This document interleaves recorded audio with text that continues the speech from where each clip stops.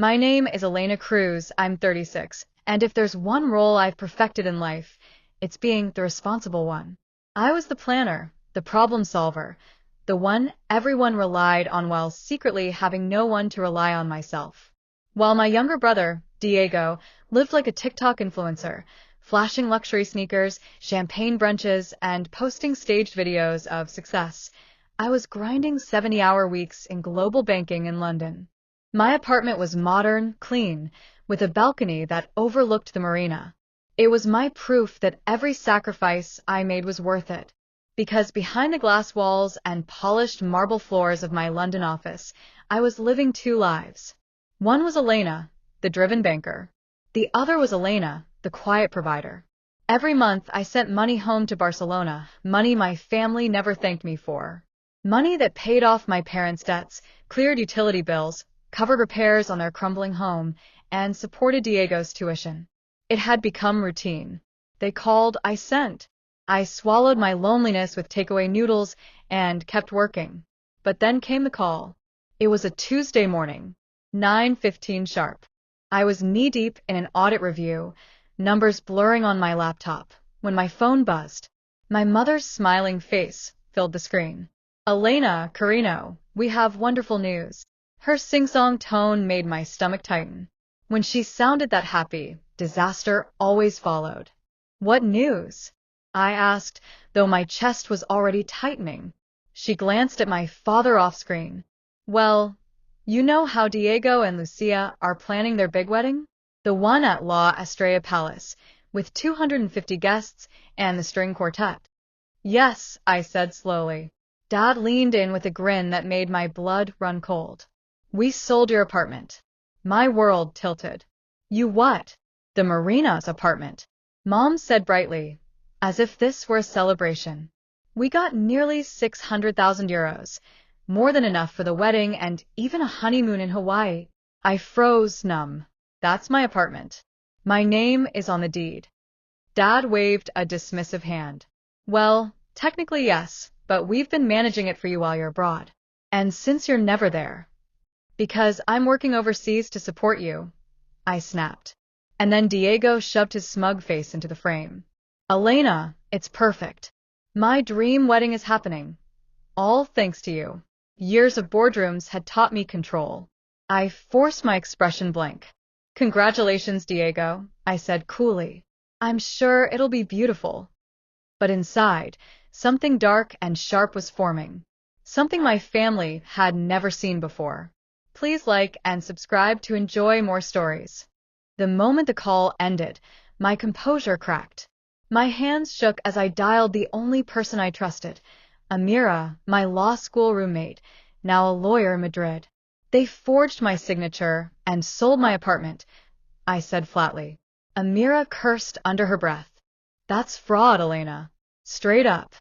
It gets better, I muttered. They don't know the apartment isn't even in my name anymore. I transferred ownership years ago. It belongs to Vanguardia Holdings, my corporation. They just tried to scam a company. Amira let out a dark laugh. You paranoid genius. The sale is invalid. Completely. I took a shaky breath. And Amira, guess who's been paying their mortgage, their car loans, their credit cards for the last 4 years? There was a long silence. Elena, no. Yes. Vanguardia Holdings has been quietly covering them. They think some distant uncle has been sending money. Nearly 3,200 euros a month. Plus, Diego's college loans. Amira's voice hardened. So let me get this straight. You've been living off instant noodles in London while secretly bankrolling their lifestyle, and they tried to steal your home. Yes. Her tone shifted. What do you want me to do? I swallowed. The coldness inside me was no longer fear. It was resolve. File an injunction. Freeze the sale. And then stop every payment. Let them finally see the life they've built without me. By Friday, everything unraveled. Emails flooded Diego's wedding planner. The florist, the caterer, the palace venue, each demanding payment. Their checks had bounced. At dawn, my family WhatsApp chat lit up like fireworks. Diego, why is the band asking for cash up front? Mom, don't panic. It's just a delay. Dad, Elena, call us now. Something's wrong with the bank. I ignored them. Instead, I assembled a care package. Bank records, payment receipts, every euro I'd funneled into their lives. Years of proof that their comfort came from me. When I sent it, I wrote one line. Since you're struggling with the bank, you might want to review who's actually been paying your bills. Consider this my resignation as your silent benefactor. Within days, chaos exploded. Vendors pulled out of the wedding. Diego's fiancé, humiliated, called everything off. Mom and Dad's accounts were frozen, pending investigation. And Diego's public meltdown went viral. A whole generation laughed at him, branding him Spain's poster child for spoiled entitlement. The dominoes had fallen, and I had pushed the first one. When I flew back to Barcelona, the city was buzzing. The scandal had hit headlines. Family wedding fraud scandal rocks Barcelona high society. Court was packed with reporters. Cameras clicked as I walked past. My parents sat at the defense table, smaller now, aged by shame. Diego glared at me like a dethroned prince. The prosecutor laid it all bare. Forged signatures, attempted property fraud, identity theft, for years of hidden financial dependency. The judge turned to my father. Mr. Cruz, did you forge your daughter's signature? My father's voice cracked. Yes, but. No, but. That is fraud. My mother wept dramatically. Your Honor, Elena manipulated us. She controlled us, The judge cut her off. No. She rescued you. For years. Generosity is not manipulation. Diego suddenly slammed the table. She ruined my wedding. She's always hated me. The judge sighed. Bailiff, remove him. When the gavel fell, my parents were sentenced to probation, community service, and restitution they could never repay. But for the first time, the truth was on record. After the trial, Amira and I walked slowly back to the Marina apartment. The streets of Barcelona buzzed with whispers. My family's name was now a scandal, a punchline. Strangers glanced at me with a mix of curiosity and pity, but I kept my head high. Carlos, the doorman, greeted me gently.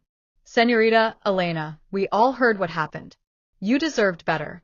We are proud of you for standing strong. His words warmed me in a way I hadn't expected.